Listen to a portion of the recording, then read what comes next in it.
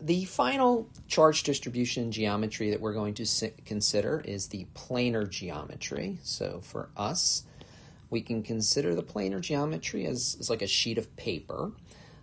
The first type of distribution in this planar geometry that we're going to consider is this non-conducting infinite sheet of charge. So all of the sheets of charge for us will be infinitely large. We're not going to consider edge effects or a finite charge distribution, and we'll talk more about that in a moment.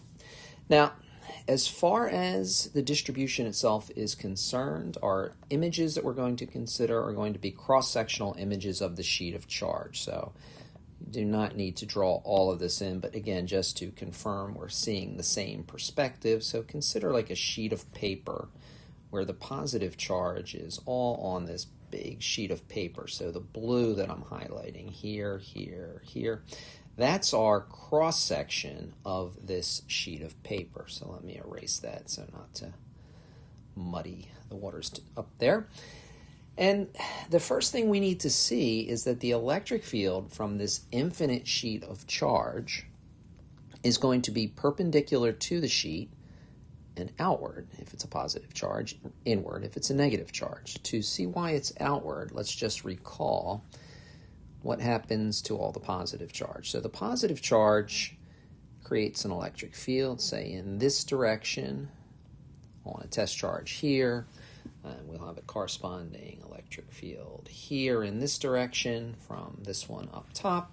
We've seen this before, and since we have symmetry on our large sheet of charge, you don't need to put this in, but just to show you again and get our perspective down here, the up and down will cancel out. We'll only be left with the one to the right here. So all of the electric field is going to end up being perpendicular to the sheet and away from the sheet if it's a positive charge. So let me just erase this so we can go back and clean our page up here, go back to our Gauss's law equation.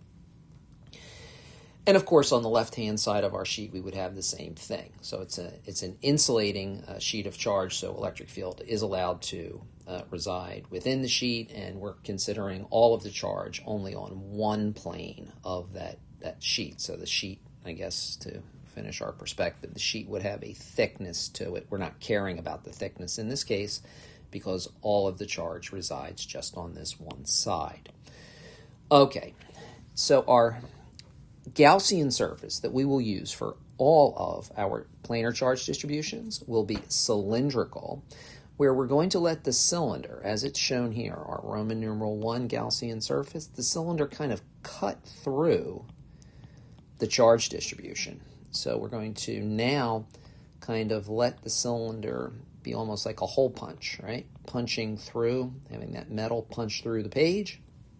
And as it turns out, when we consider our differential area, our Roman numeral 1 over here, our shell plus the two end caps, we're going to see that we're only left with flux going through the two end caps, and hopefully that you can pretty much see here, and the electric field riding along the shell will not contribute any flux, so we'll lose the shell in this case. We'll see that more explicitly in a moment. So the electric field we've established perpendicular to the plane, our differential area and our Gaussian surface we've talked about, and our Q enclosed. The final thing before we can move on in this page of notes is to note that the Q enclosed will have, so this was just a cross section that was shown. The Q enclosed is going to be this whole cap area, so that'll have the same area as the two end caps. So let's see how we finish up this calculation. Well, we get our electric field and our n hat vectors in there. So let's put our n hat vectors in there. There we go. So we have our two n hat vectors. N hat is always perpendicular and out from the surface. So there's the n hat for the two end caps here and on the other side, and then the n hat for the shell. And we can see that we get 0 flux because we have 90 degrees between the n hat vector and the e vector. The e vector rides along the shell. Now, on the end cap itself, we have no reason to expect the electric field by symmetry to be any different anywhere on these end caps. So that is why, again, E comes out by symmetry. 2, because we have 2 end caps, right? So this 2 and that 2 is where that comes from, and we get cosine of 0 between the end caps and the electric field. So now we're all set up to complete our calculation. The Q enclosed we do have to address because the Q enclosed is not all of it, right? It's just the portion enclosed in that cap. So let's see how we handle the Q enclosed. Well, we handle the Q enclosed by density. So the Q enclosed, since it's not all of it, we're assuming it's a uniform charge density, so it's a charge per area. Charge is in coulombs, area is in meters squared. Let's get that meters squared in there. Is meters squared, so please make sure you get that correctly into your notes. And the area that is enclosing the charge is the same area as a cap. So Q enclosed divided by the area of the cap, and then we get the Q enclosed is sigma. This is the Greek letter sigma, so you have that to add to your notes as well. We are going to plug that in, and you can see the math works out quite nicely here.